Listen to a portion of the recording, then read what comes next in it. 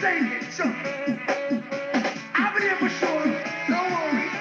I'm missing bam, bam, bam, bam, bam.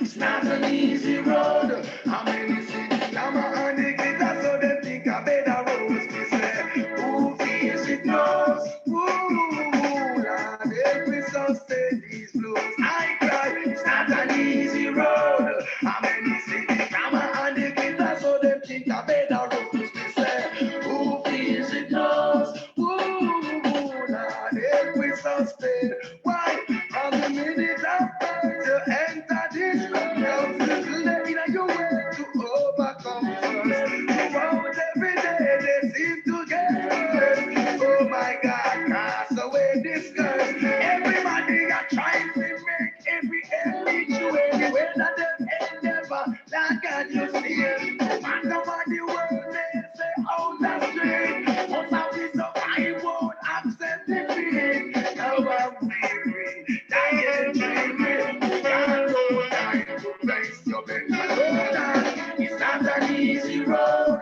How many cities come on the guitar so they think I better roads to say. Who feels it knows? All right. Yeah, that's Clinton said. Hey, Andrea. Happy Friday to you. Easy road. How many cities come on the guitar so they think I better roads to say. Happy Who feels Friday it knows? indeed. Lord, every sustain these blues. Find your eyes to see the sun. You over, pull you down. Right into You know, we this have to day. start with the The Buju words you Banton, have right? done. Sometimes satisfied with the post of a life. From the scribes and Pharisees, you got to stay right. Oh, don't be dancing on both sides. How we have done this, be a free for your side. Righteousness prevail. It's down by my side. Shoulder from the way. You're living to die. Help us all. Papa Janai. Hold up my head and cry. And then you know, it's not an easy road. Oh no, Yeah. it's not an Greetings, easy greetings, road. greetings, I tell greetings. you, I am it's good. not I am an good. easy road. Oh no, it's not an easy road. SD Why Pedant. I've been Big up, big up. traveling morning with such a living love. Don't waste no Yeah. night. If the audio is coming through, you Don't know, give me a my thumbs up or find something. the way. Facebook doing some changes, so I Oh want to my make sure God, that we're good. hold it. Yeah, I got to open myself like a child. Up on my face, I've got to put up a smile. I wake up my mind just to have more mile. Oh God, I've got to, because I know that it's not an easy road. I'm in this city, I'm on the guitar, so All they think right, I better all right, road. all right. Who is it knows? Ooh, Lord, every sustain these All right, let's get started. I tell you, yes, we'll keep changing this thing up on me, you know. All right, there we go. Greetings, greetings, greetings. Ermalyn, Lily, happy Friday. Wagwan. Welcome to Wataguan. Welcome to Wataguan. My name is Donovan Simon. I'm the president of the Jamaican Canadian Association, Alberta, based here in Calgary. And Wataguan is our way of connecting to community, talking about things that our association is doing, talking about issues that affect us here in Calgary, here in Canada, and of course in Jamaica, right? This is what we are all about. Kanisha Wagwan, Trevor Ranks, big up, brother, big up. So welcome to Wataguan. Thanks for joining in. Of course, you know, we have to start off with culture and do the patois phrase of the week, right? So for all the Jamaicans and everybody, yeah, man, on time today, you know, we're running away there.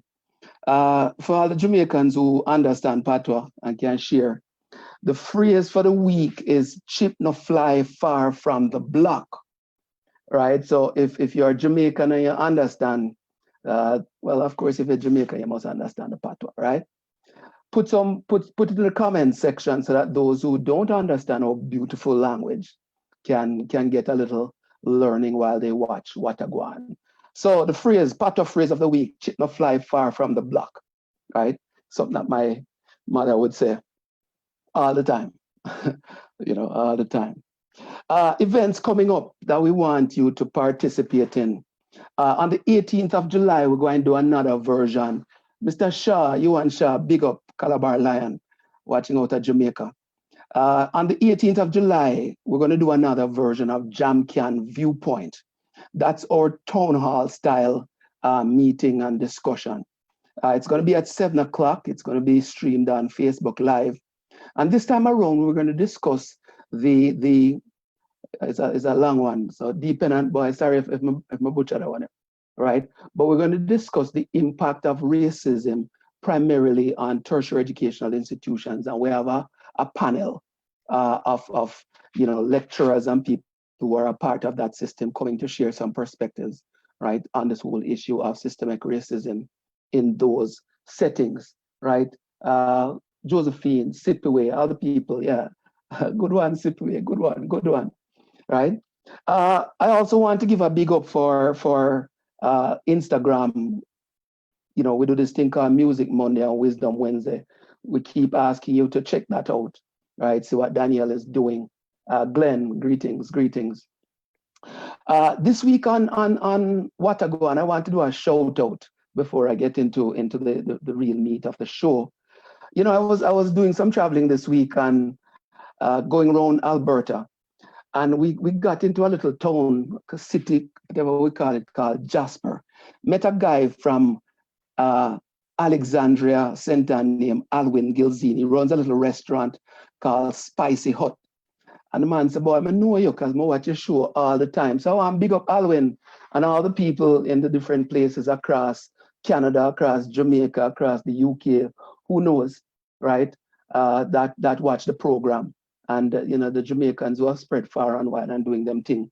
So big up to Alwyn Gilzine. In fact, I'm in a little place called Oles, and I run into a little food truck called Food Off the Grid, right? I look a man from Negril, Negril in Westmoreland. He have a food truck up here in Northern Alberta. Daryl Kilpatrick, big up as well, boss. Right? It's good to see the Jamaicans and meet them all over the place. And him have drops and curry, jerk chicken, all kind of things, Things all over the place, we have to really big up the Jamaicans. I also want to give a big shout out to Daniel. So for those of you who know Daniel has been selected to be on the ministers, so the Alberta Education Ministers Youth Council for 2020-2021. So she's one of 40 students or youngsters who have been selected to be a part of that council to advise the minister. So Daniel, I don't know if you're watching, but big up, I heard him say, what a phrase for today. So we have to big up Daniel on making what I call her first political move. Who knows? 20 years. Hey, Lilith, where's this? Big up. 20 years from now, Prime Minister, right? Who knows? Thelma, big up. Greetings. So before I go into the details or the show itself and talk with Hagir, July 18th, JamCan Viewpoint, 7 o'clock, Facebook Live.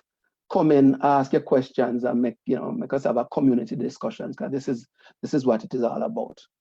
Today on the show, we're going to discuss identity and belonging and the schisms it sometimes causes between parents and children.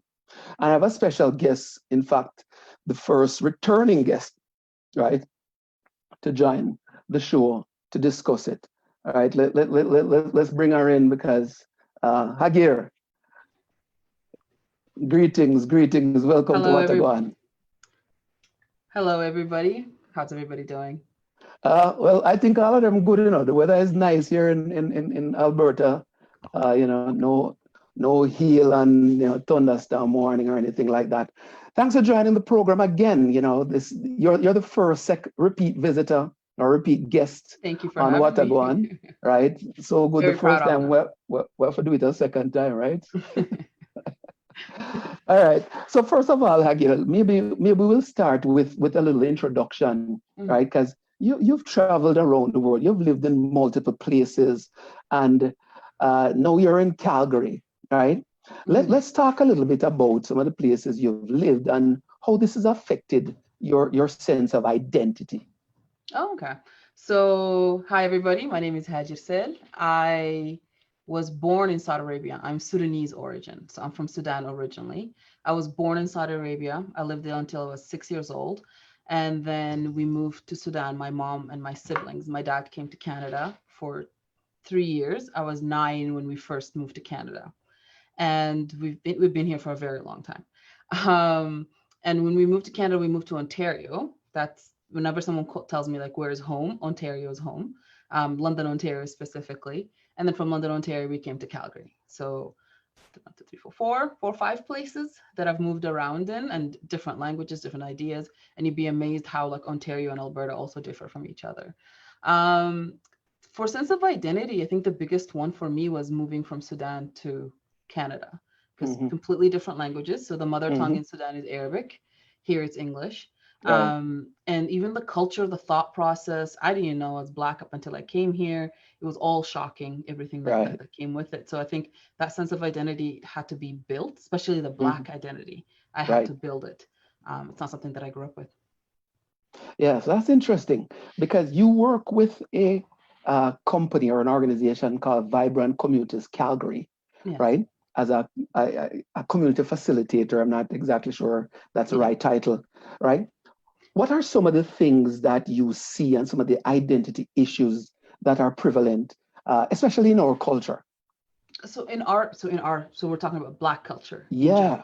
Big Black culture. Big Black, yeah. And so I work with Vibrant Communities Calgary. We're a nonprofit in which we work with, we're the stewards of the city's poverty reduction strategy. So the city has a poverty reduction strategy called Enough for All, and we're the ones who try to make sure that everybody is following it in order for us to reduce poverty.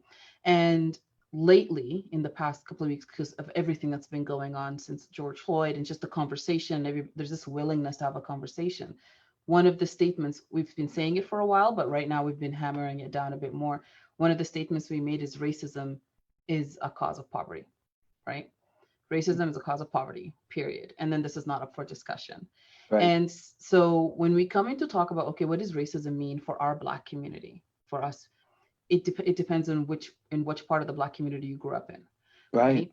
And so what happens for me growing up Sudanese, I've always been Sudanese. So it's not, I wasn't Black or, you're African, you're Sudanese. So we have our traditions, our cultures, and our thought processes, and all these kind of things. And it was the clash that happens when you step out the door and I leave the house and I'm just another Black kid. And it took a while for me. So when we first moved here to Canada, people used to tell me I'm Black, and I used to fight them, because back home where I'm from in Sudan, we don't call people Black or white, right? We call them like, or brown. It's not even brown. We say like green and like blue, and because we're talking about the hue someone gives off, right? When someone's so dark, a blue hue, or someone's kind of this color, they have a green hue or yellow. So you're talking about the undertone. So a white person, red, they'll be like fulan da ahmar, right? So it's like this person is red. And so when I came here, and then people kept telling me I'm Black, it took me a while to understand that they mean I look Black. It took me even longer to understand that didn't just mean I look Black. There's a culture that they all assume I'm part of, in which I had no idea. I have a superimposed identity that was very difficult for me to comprehend. So it was an uphill battle trying, you're trying to figure you out, but you're also trying to figure out the you that everybody tells you you are. And you didn't even know you were up until you came here. So. And what are some of the outcomes of that sense of identity or lack thereof, based on how you saw it and how your parents and the elders in your community likely saw it? This makes it so difficult, right? Because when you come in at a young age, as kids, you absorb everything extremely quickly, faster than everyone else around you. And to be completely honest, the Western construct of racism doesn't exist where I'm from. So when you come and talk about racism, you don't like someone because they look a certain way. So I come from a place where they understand tribalism, they understand regionalism, they understand political strife, they understand colonialism, but the idea that someone, you are less than just because you're born this way, it makes no sense. It's insane. As children, when you grow up in a system that kind of like pushes this at you, you absorb it very quickly. So you start understanding that this teacher's being racist, that person's being racist, this is racist, that's what it is. But when you come home to explain it, a lot of the times, especially to immigrant parents, because I come from immigrant parents, and research has shown over and over again, it takes 10 years for immigrants to start to recognize racism and to actually start to be like, this is not right. And so it creates it creates this gap between the parents and the children, is because you're trying to explain something which they don't think is real. So I'll give you an example. My dad calls it insane. He's like, it's insane that your teacher doesn't like you because you look like this. You must have done something. So the fault is always put back on you. It takes a very long time up until they realize that actually this was racism. It had nothing to do with me. I just existed.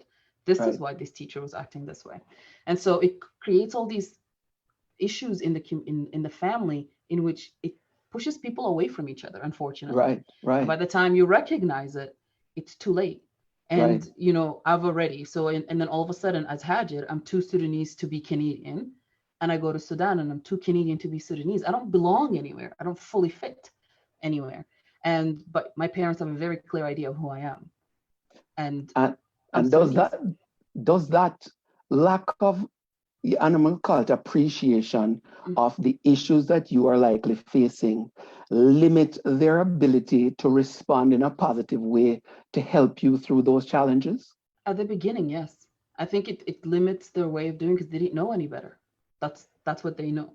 And I think it becomes very difficult with time, and they start recognizing the differences. And when they start recognizing that it has, racism is irrational. It's not rational. It doesn't make sense. There is no reason. So, and it's hard for you to start to understand that someone hates me just because I exist. I did nothing. One of the biggest questions I hear from the community, especially when we're watching what's going on with Black Lives Matter and all these things, is the first thing they say is like, what did we do for them to hate us this much? Right. What happened? Did something happen in history that Black people did something? Like, what is it? Where does this come from? And when you're like, they didn't really do anything. They brought them as slaves. They're just like, but it doesn't make any sense. Yeah. Why is this here? And I think it hurts on the parent side. It hurts because you took us from worse to better, and you brought us to this better, but then you brought us to this really messed up worse. And you're just like, and you sit there, and I've heard people say, they're like, was it worth it? Like, is this mental stress worth the economic gain? Because I'm not really enjoying this economic gain if I'm constantly stressed, right? So let's shift a little then into the whole issue of Black Lives Matter, the protests, the vigils, the different forms of expression, because that's how I'm describing, because they've been different forms. How is this aligned to this whole issue of identity and belonging? Do you think how has it triggered it, based on some of the things that you are seeing? I think it triggers it in which, for the first time in a very long time, there's a oneness in vision. There's still schisms in the community, and we know this within the Black community, in which you'll have some of the African community will be like, well, we're not Black. We're African. There's a difference between African people and Black people. And then you'll meet people in the Caribbean community who'll be like, there's a difference between Caribbeans and Black Canadians or Black Americans. Like, we're always differentiating.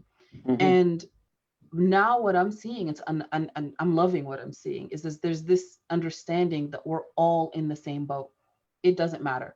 My dad could be the pharaoh of the whole of Africa. When he comes here, he's just a Black man. Yeah. Another person who means nothing. And I think it's slowly dawning on everyone. And I think an incredible job is being done by a lot of the youth and a lot of the activists as well, in talking about the fact there is this oneness. It doesn't matter where you're from originally. It's our skin color that people see. They don't care what I have or who I am. It's our skin color. And I think with the Black Lives Matter movement, it hurts because all of a sudden we've become one family. This racism, in the way that it functions, has made us a tribe of our own. So all of a sudden, a Black person in the United States suffering, I feel it like my own family member suffering. Right. Because they're part of my tribe. They're part of my people. This is what they do to my people. And you try to weaken us by separating us by race, but all you did was strengthen us, because now we care about each other even more, and we're keeping more track. So this is where I see with the Black Lives Matter. So do you think it is heightening the sense of identity? And by extension, is it reducing the schism that previously was maybe stronger between the children growing up here in Canada who came here as youngsters and the parents who never understood it? Is it helping to bridge that gap? it depends how in tune the parents are with what's going on, right? I But I mean, think, you know, my 87, by the way, my 87-year-old father is on WhatsApp and Facebook, you know. So I mean, people are seeing things all over the place, right? they watch things all the time, right? But I think, you know, what happens is we all watch the same thing, we analyze it differently, right? Right, And I think what's happening with Black Lives Matter, I can't tell you whether it is breaking the schisms or not, but it's creating a conversation that usually ends with because I said so. You know, now because I said so is not good enough. It's right, like, you know, Dad, why do you think this way? Auntie, why do you think that way? Why are you doing this? Because I said so is not good enough. You're going to explain yourself better. And so now it's a real conversation. Okay, I understand. There's nothing wrong with you being proud of being Jamaican, me being proud of being Sudanese, or being proud of your neighborhood, your tribe, whatever. The problem becomes when you start thinking you're better than the other. And so I think what's happening with the families is that the conversation is happening because now everybody's talking about it. And I think right. COVID played a huge role in this. We're stuck together. There's nowhere else to go. There is no escape. Like everywhere you turn, this is happening. So we have to have a conversation, which is also telling that we have to literally be imprisoned with each other for us to actually start talking about this. But I think what's happening with the families and with the community is this conversation, people are talking about it more and they're curious, they're asking, because lots of people didn't, you know, just kind of pretended like, well, as long as I follow the rules, nothing happens to me. It's those people who don't follow the rules. But I think it's that conversation piece that's just making us all grow even a little bit more, and maybe bridging that gap. Yeah, big up some of the people joining. Lisa Bell, Ivadne, Leighton Brebner, big up Calabar Lion. Mhm. So part of this conversation, in my opinion anyway, needs to include solutions, Yeah. right? Because I mean, it's not something that, you know, we haven't talked about for a while. The question is, how do we bridge these gaps? How do we get a greater sense of identity? What are some of the things, whether through Vibrant Communities Calgary or through just community conversation, you think form that solution or that framework of the solution as we address this issue? So just to clarify, Vibrant Communities Calgary doesn't really work on the identity issues. It deals Right. with poverty and then everything Poverty that deals with, reduction, yeah. yeah. So this one could be something that we could look on in the periphery. But I think solutions. Before I get to solutions, I'm hoping that everybody kept track of the hearings, the anti-racism hearings that were happening here in the Yeah, city. yeah.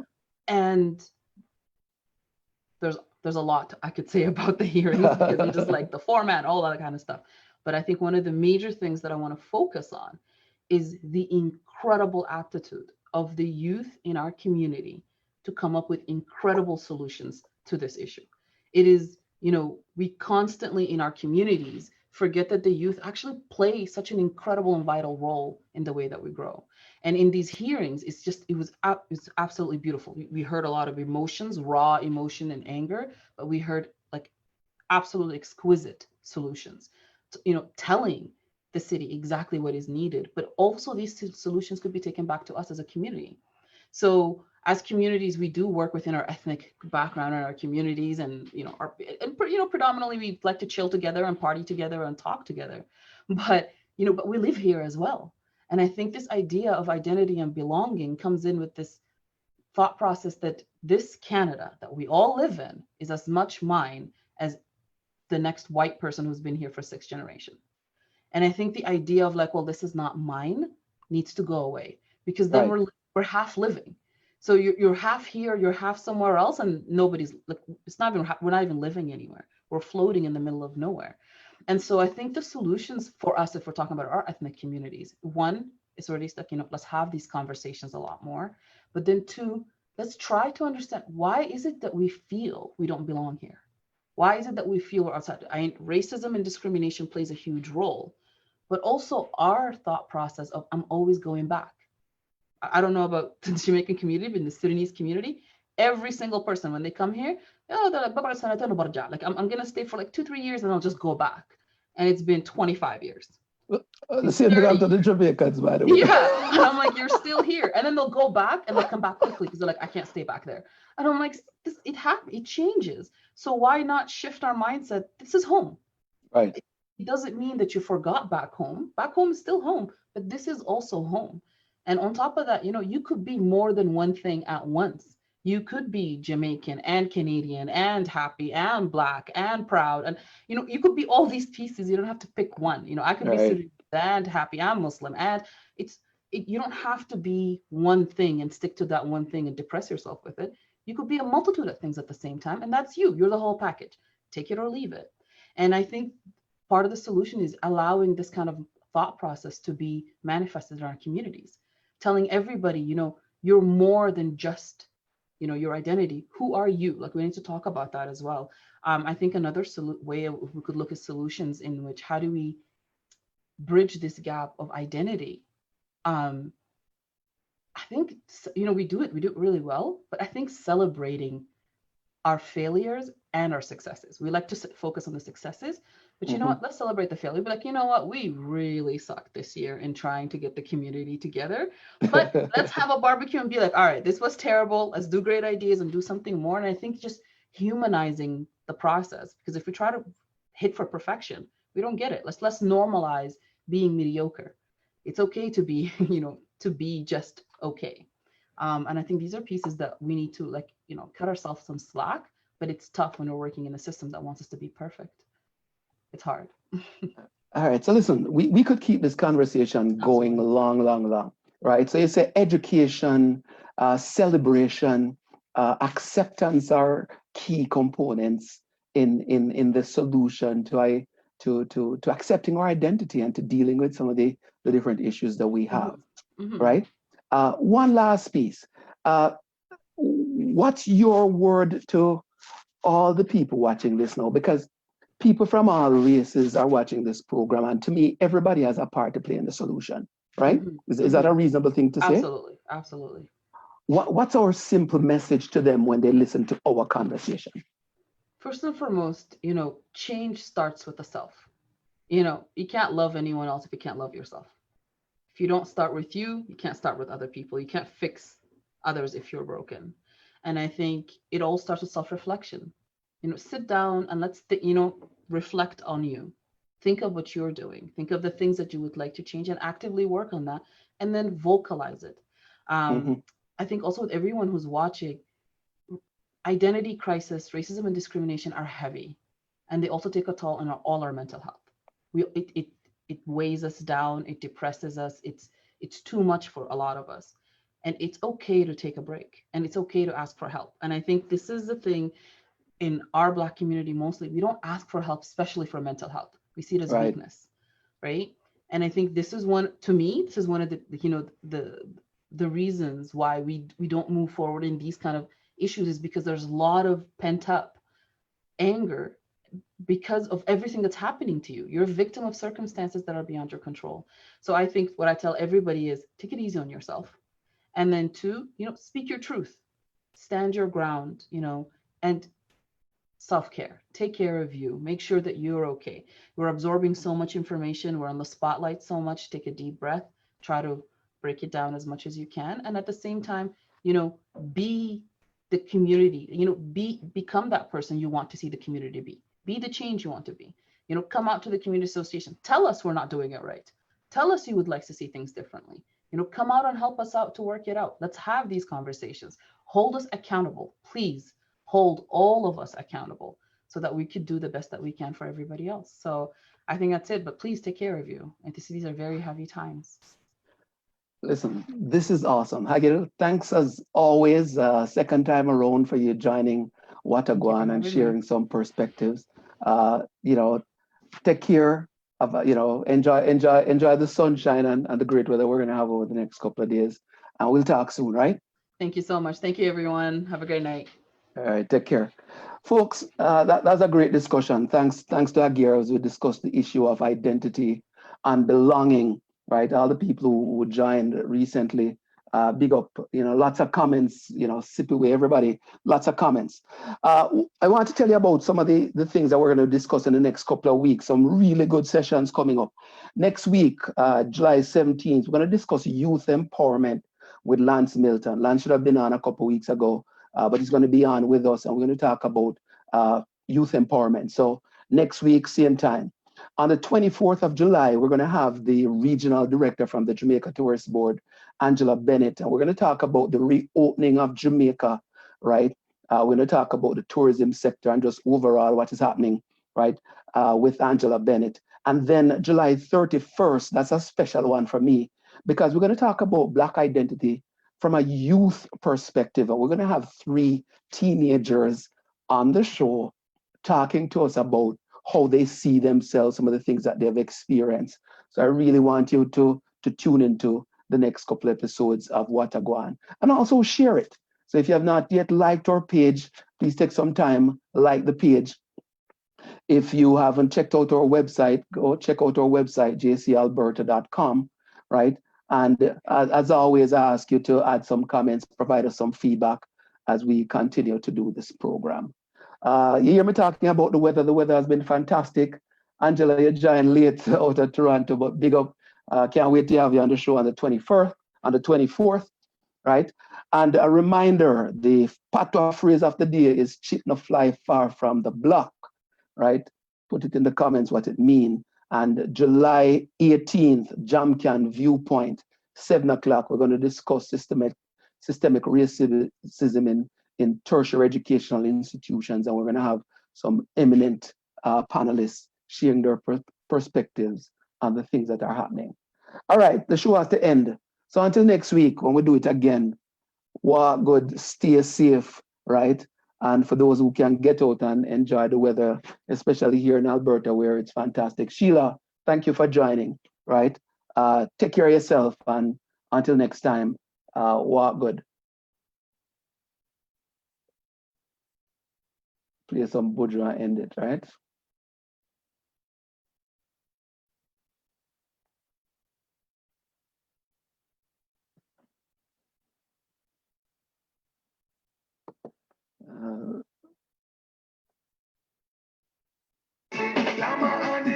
There you go, the final show.